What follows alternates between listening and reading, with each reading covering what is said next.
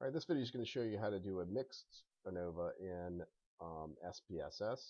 I'll refer you to the SPSS guide for much more detailed information, but this will walk you through some of the quick stuff. So you're going to have your sub ID number over here, and it's a mixed design. So that means we have one IV that is between subjects. So I'm calling that study. And everybody who's in one group gets a 1, everybody who's in the second group gets a 2. So very much like our t-test, for example. Then we have another IV, which is repeated measures, and so we're going to have 2 columns of data because everybody's sampled twice. So the land test and the water test, so these are matched up to each individual person.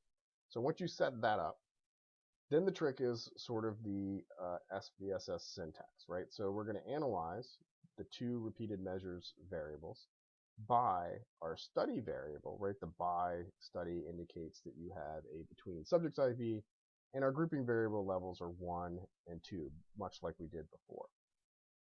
We can use the value labels command to apply labels to our values of 1 and 2, so that would be study land, study underwater. And then we do have it's a mixed design, so we have one within subjects IV, that's test, and there's 2 levels. So that means water test and land test are 2 levels of one IV, which was repeated measures.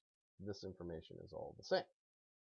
So when you're ready, you just highlight that and you run it, and you're going to get your output. And so you'll get your group means, standard deviations. This should be in the in size. This should be all familiar to you at this particular point. We're going to have our study IV. This was the between subjects IV. So we have our degrees of freedom. There's our F and our P. So this is not significant, so there's no difference there. Partial eta squared and power. You can see we're a little bit underpowered there. Then we're going to have our test effect.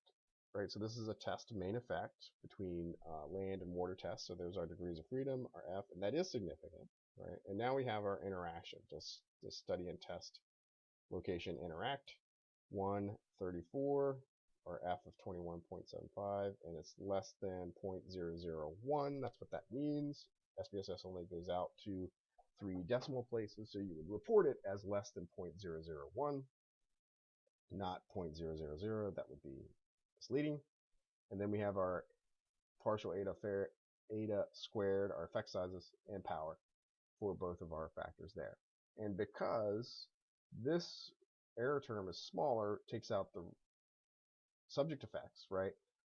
We have our repeated measures, IV, plus the interaction are paired with it. That's why the output appears the way it does in SPSS. So that's how to do mixed design in SPSS.